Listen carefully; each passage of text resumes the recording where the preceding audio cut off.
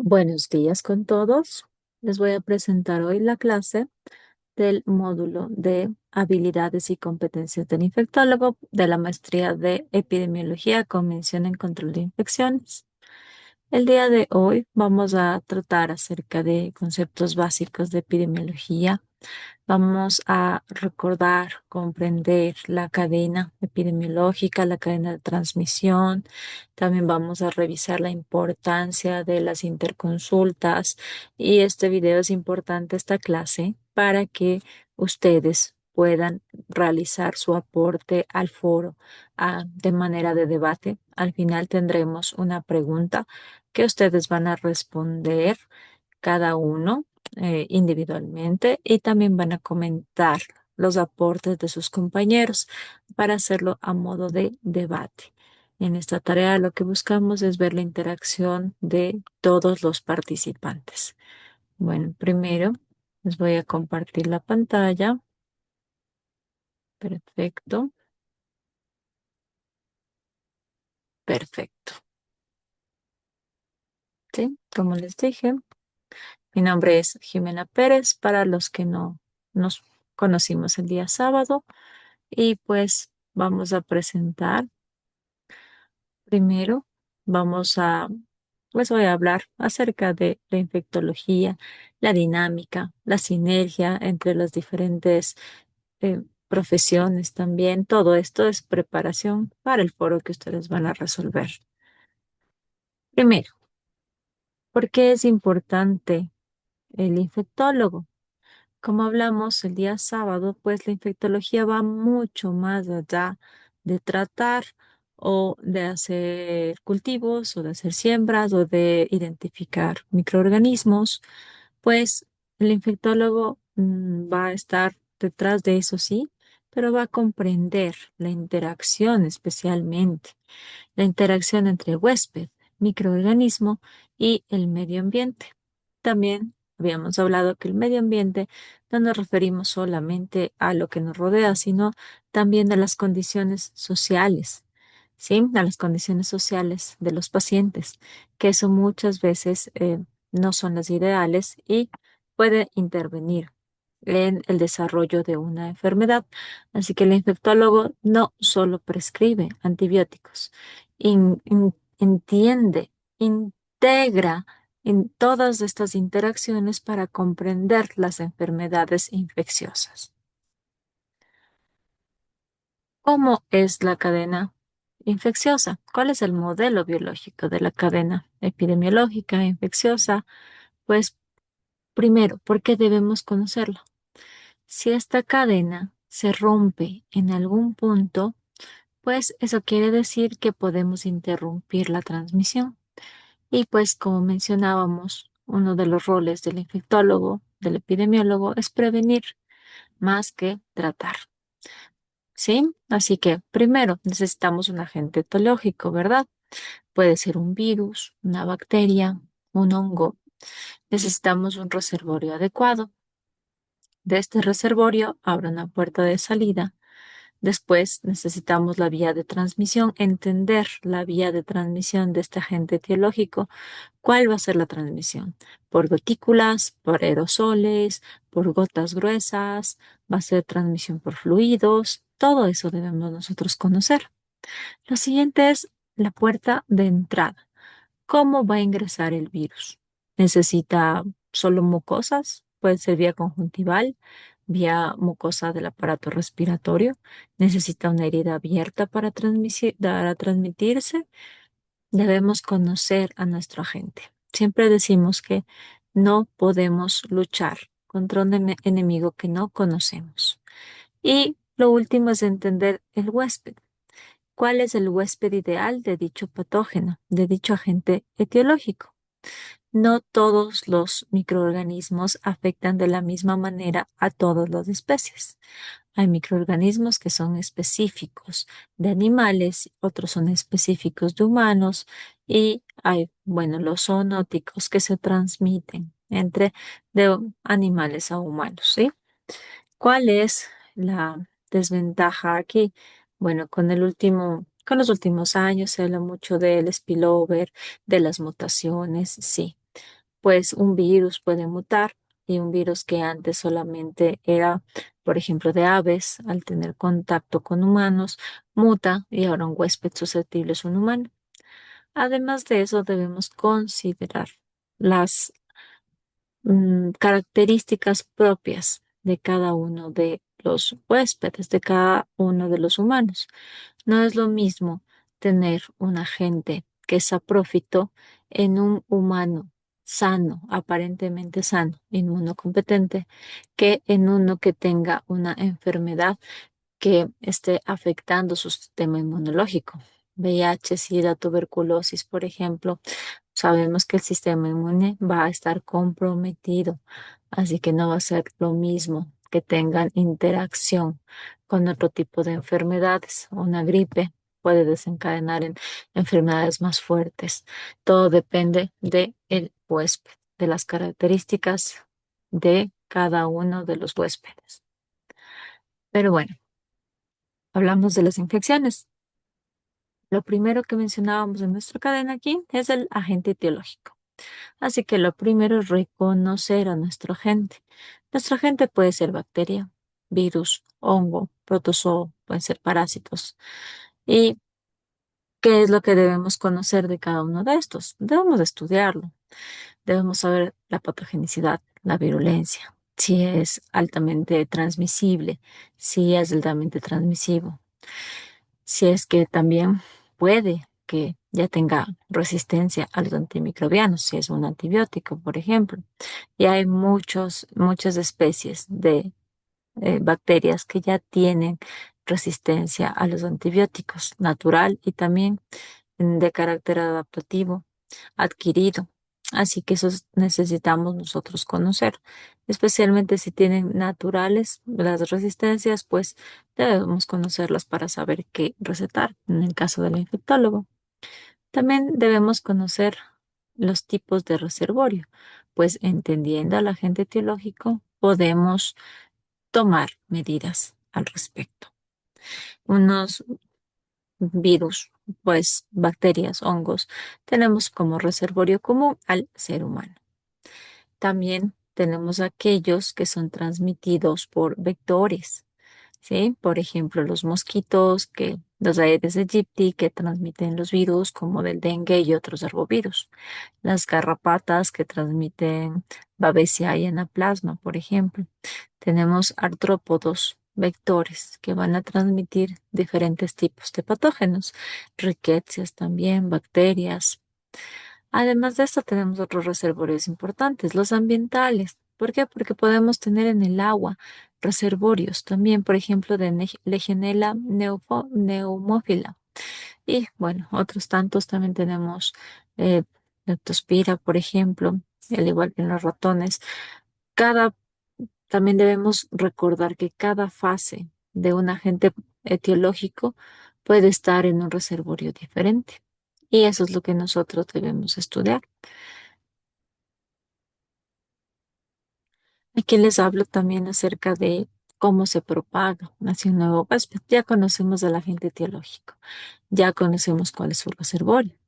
Lo siguiente es conocer cuál es su puerta de salida. Ya una vez que se encuentra en un organismo, se multiplica y pues va a causar daño. La patogenia va a causar daño en las células. Y hablemos de un virus, por ejemplo, respiratorio. Va a ocasionar que pues sean afectadas las células de la mucosa y va a producir secreciones con mayor frecuencia, mayor intensidad. Entonces, a la persona, al estornudar o toser, pues va a salpicar gotas, gotículas, aerosoles. Y por eso debemos entender cuál es la vía de transmisión específica de dicho patógeno. No todas son iguales. Todo eso lo comprendemos con estudios. Por ejemplo, si tenemos un caso en un aula, si es que están enfermas las personas cerca o alrededor del paciente cero, pues pueden ser gotas, es decir, partículas mayores a 0,5 micras. Pero si notamos que todo el curso se enfermó o que las personas lejanas al paciente cero también se enfermaron, posiblemente la transmisión sea por aerosoles, por partículas mucho más pequeñas que permanecen suspendidas en el ambiente. Y ante una falta de ventilación, pues esos patógenos, ese agente etiológico, ingresa al organismo y causa enfermedad. Hay otras, en cambio, que dependen del contacto directo. Saludar, ¿sí? Pues si no se saluda de mano, pues a veces no se considera saludo, ¿no? Según nuestra idiosincrasia. O cuando se tiene confianza, pues un abrazo o un beso en la mejilla. Todos esos son saludos que estamos acostumbrados. Pero ustedes deben recordar y ser conscientes de que si están enfermos por algún motivo, ustedes saben que están enfermos con una enfermedad respiratoria cualquiera, pues deben ser conscientes y no saludar de esta manera. Nadie se va a enojar porque saluden solo de mano o de contacto indirecto. También debemos ser responsables con las personas que nos rodean. Otros, como les decía, se transmiten por artrópodos, vectores. Y tenemos también los que se transmiten en los alimentos, las enfermedades transmitidas por alimentos. Entonces tenemos salmonela, tenemos Escherichia coli, entre otros.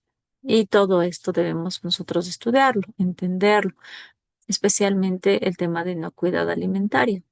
Recordar y repetir a las personas la importancia de por qué tenemos que hervir la leche, porque tenemos que consumir leche pasteurizada, que ya no tenga estos agentes patógenos que puedan causar enfermedad de algún tipo.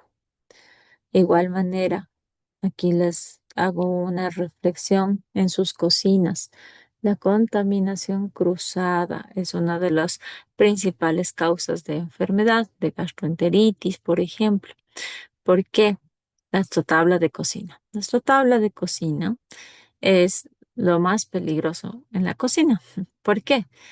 Porque muchos están acostumbrados a cuántas tablas de cocina tienen ustedes. Solo les invito a la reflexión. Recuerden que están en su cocina, van a preparar la cena. ¿Cuántas tablas tienen? Una, dos, tres. Habrá personas que me digan que tienen dos, otras hasta tienen tres, las usan, y hay personas que tienen una.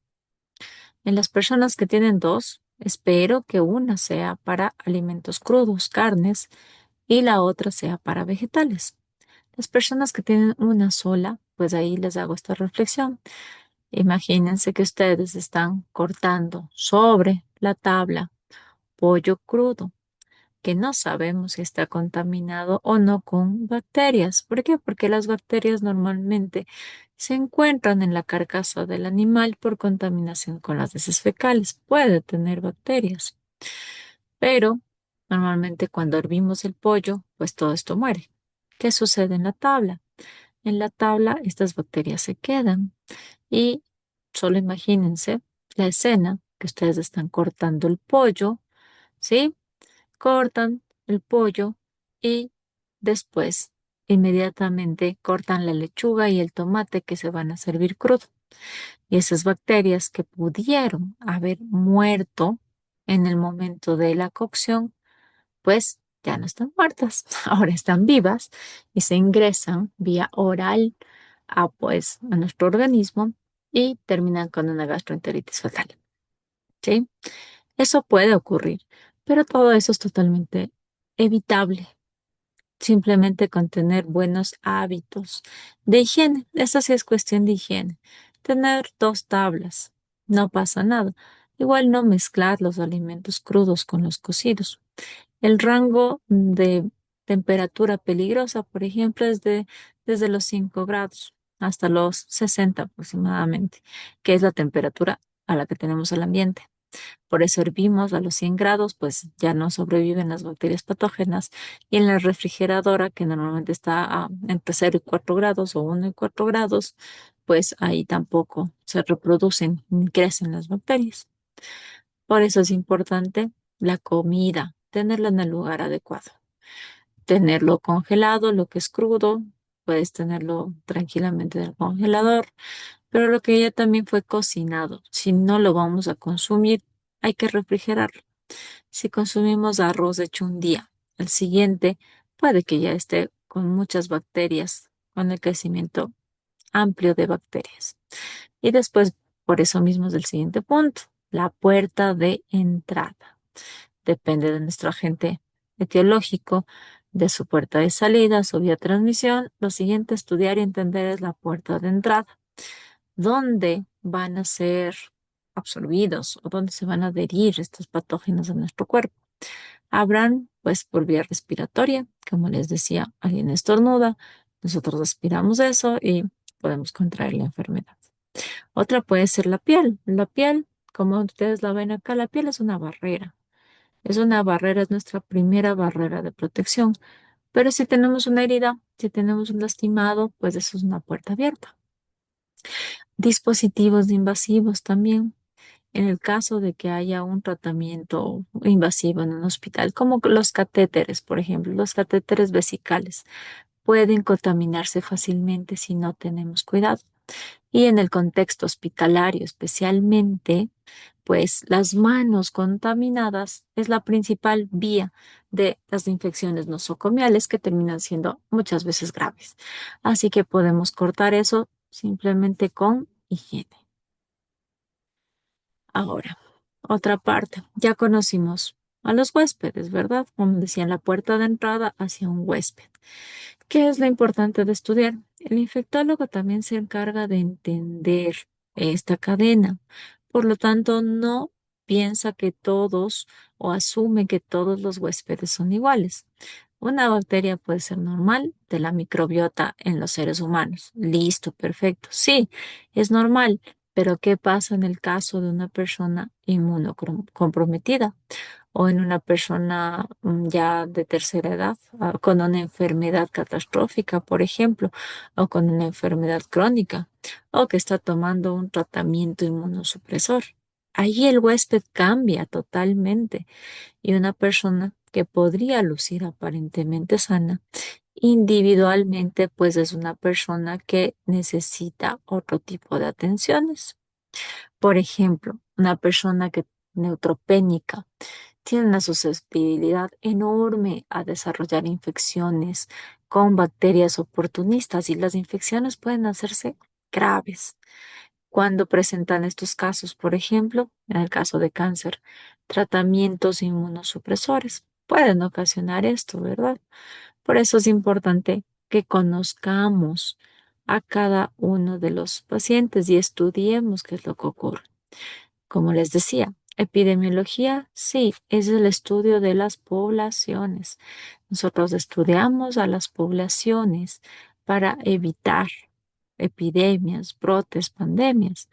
Pero el infectólogo trabaja en dos aristas.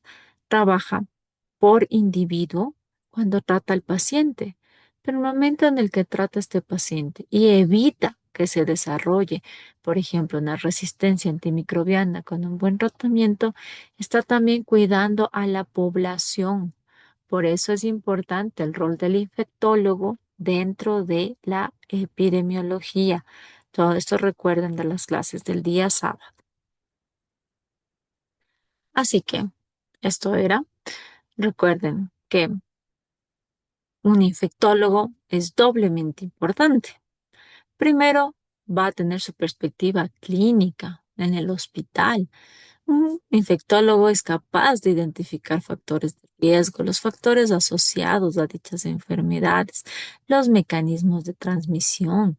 Por lo tanto, va a ser el que intervenga en establecer medidas preventivas, pero también interviene en la salud pública, en la epidemiología, como la detección temprana de un brote. Eso puede evitar una epidemia. También puede hacer planes y estrategias, diseños de vigilancia. Y con todo esto, pues obviamente aplica el control epidemiológico.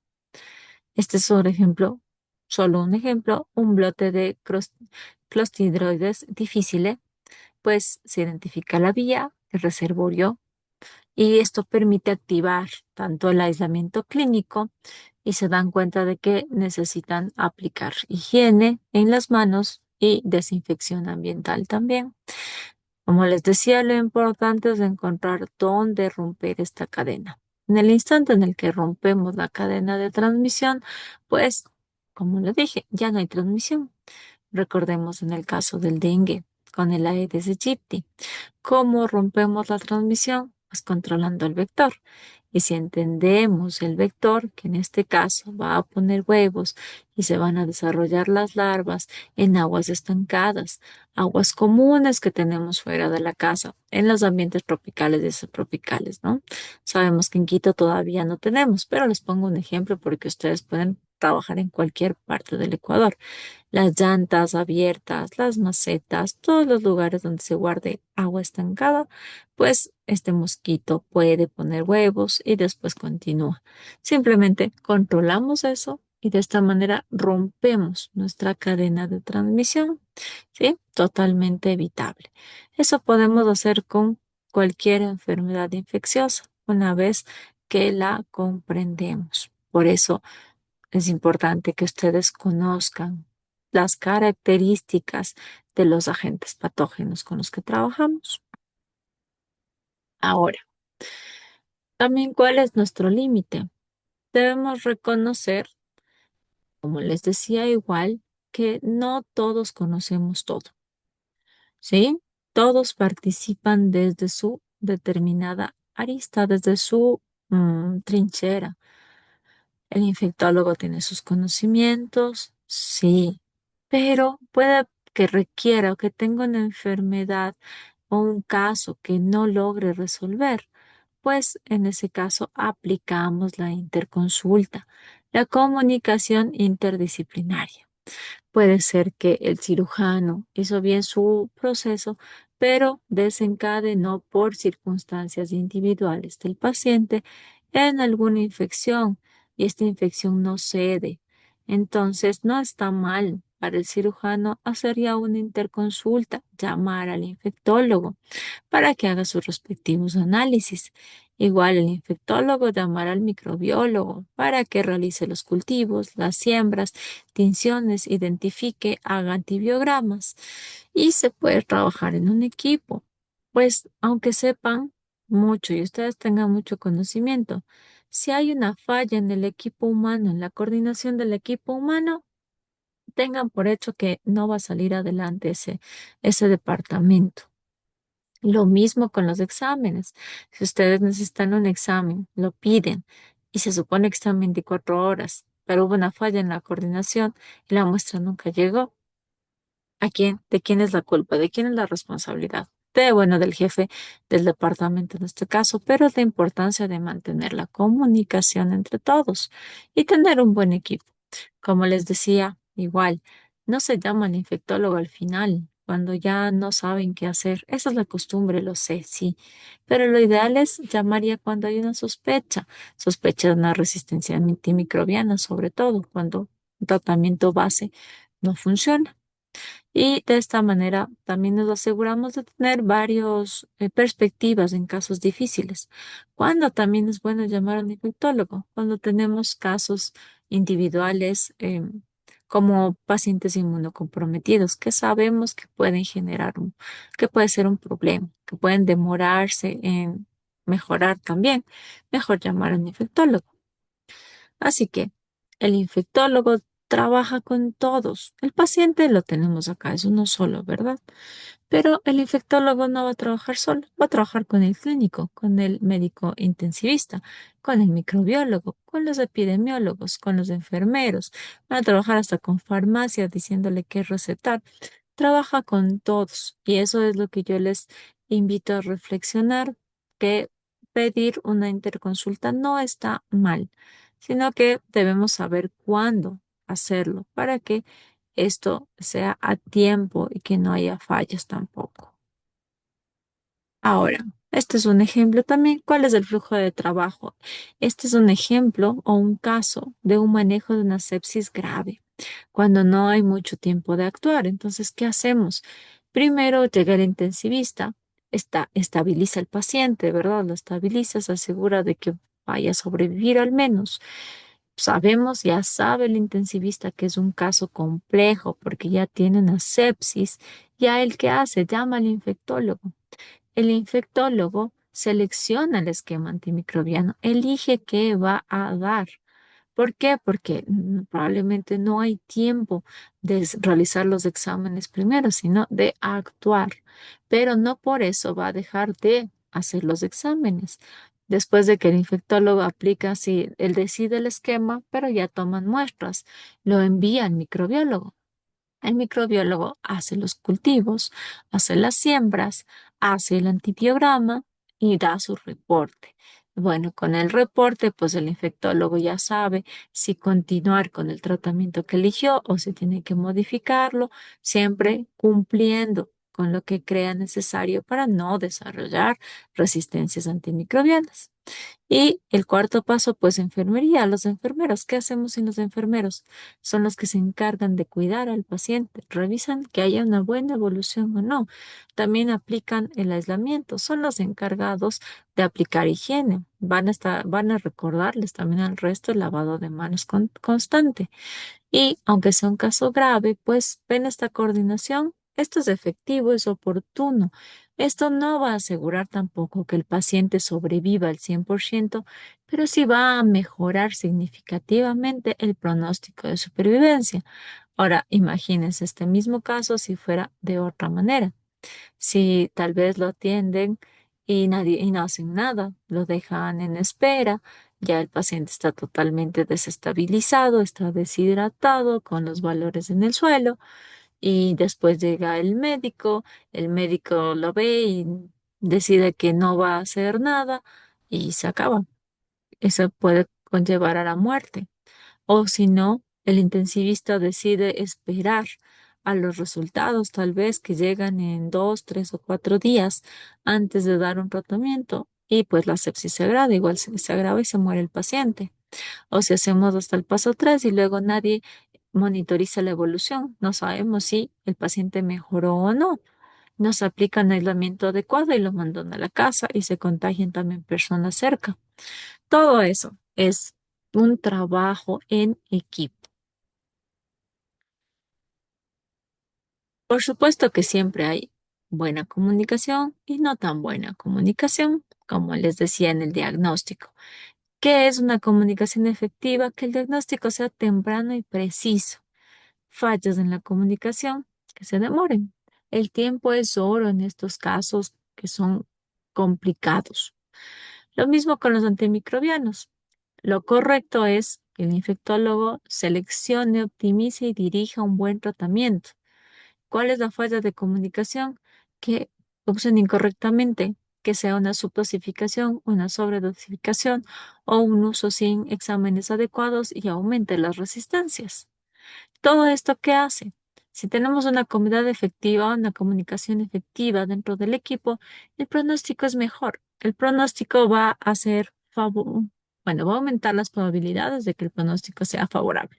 Nunca vamos a decir que tenemos la seguridad al 100% de que sobrevivió el paciente. Ustedes saben, susceptibilidad individual. Pero si hay fallas en la comunicación, si no hay esta comunicación interdisciplinaria entre el equipo, hay mayor mortalidad y complicaciones. Si una sola persona se lleva a cargo todo esto y se complica, se estresa y está muy ocupada y no tiene tiempo, y el pobre paciente se queda esperando, pues probablemente las probabilidades de supervivencia sean muy bajas. Así que la sinergia ideal es reportan, pues trabajar con el microbiólogo, con el intensivista, el infectólogo, como les decía, apenas recibe este este antibiograma, este resultado, si es que es una multiresistente, especialmente el infectólogo es el que ajusta la terapia, viendo el tipo de paciente y todo lo demás. Y así, pues podemos evitar que haya un riesgo mayor en el hospital. ¿Dónde puede haber una ruptura en la comunicación o dónde son los errores comunes? Primero, que la información clínica esté incompleta. Es uno de los errores más comunes y lo que nos impide comprender el caso. Que se demore en la interconsulta. Como les decía, que decidan que todavía no es momento de llamar al infectólogo hasta cuando el paciente está casi muerto. Cuando no se da esta comunicación bien, no, cuando es muy informal también, cuando no hay un seguimiento también ocurre muchas veces cuando hay jerarquías, que el que está más arriba pues se niega a pedir ayuda a los demás y termina haciéndose caso o caso omiso a las opiniones del resto. Así que esas son barreras y eso afecta directamente la seguridad tanto del paciente como la calidad de atención. Y eso puede aumentar las probabilidades de brotes intrahospitalarios. Ahora, como les decía, la falla de la comunicación interdisciplinaria, pues, ¿qué es lo que hace? ¿Cuál es el resultado? Retrasos en diagnóstico y en muchos casos, pues, el retraso de un inevitable aislamiento. Y con esto, pues, se abren nuevas vías de transmisión. Si es que hay error en el sistema humano, se fortalece la cadena epidemiológica. En lugar de romperse, se fortalece. ¿Sí? Le estamos ayudando al agente etiológico en lugar de romper su cadena de transmisión. Así que, después de todo lo que les he enseñado en esta clase, lo que quiero es que ahora, pues, van a participar en el foro a manera de debate. Ustedes van a debatir lo que aprendieron, tanto en las fallas de comunicación, de interconsulta, las resistencias antimicrobianas, la cadena de transmisión, y van a pensar muy conscientemente y van a responder. ¿Consideran que los errores en la comunicación interdisciplinaria dentro del equipo de salud tienen actualmente un impacto más grave sobre el paciente que la resistencia antimicrobiana? Sí, no, ¿por qué? Tal vez, ¿qué piensan? Cada uno de ustedes, por favor, va a participar en el foro. ¿Cuáles son las reglas? Cada uno analiza, realiza una intervención puntual, argumenta el impacto tanto clínico como terapéutico. Básense en lo que hemos aprendido sobre el rol del infectólogo, el uso racional de antibióticos. Y lo siguiente es que ustedes van a comentar críticamente, como mínimo, al menos a un compañero. Si quieren argumentar a otro compañero, perfecto, mucho mejor. Recuerden siempre sustentar con evidencia científica, es decir, usen fundamentos de lo que aprendimos de nuestros libros de consulta, que ustedes ya los tienen, los recuerdan que son tres. Utilicen fundamentos de los conceptos epidemiológicos que aprendimos y donde puedan también pongan ejemplos reales. Por favor, les invito a mantener siempre nuestro nivel, lenguaje académico y sobre todo respetar el respeto profesional. Todos somos profesionales, así que les pido mucho respetar a sus compañeros, debatir, dar sus argumentos, sus ideas, eso sí, pero por favor todo con respeto, ¿no? Pues esto ha sido la clase por hoy. Les espero su participación, por favor, en el foro y el día jueves nos veremos para analizar también casos de los que hemos hecho en la semana. Muchas gracias y espero sus participaciones en el foro para revisarlos, ¿sí? Hasta luego.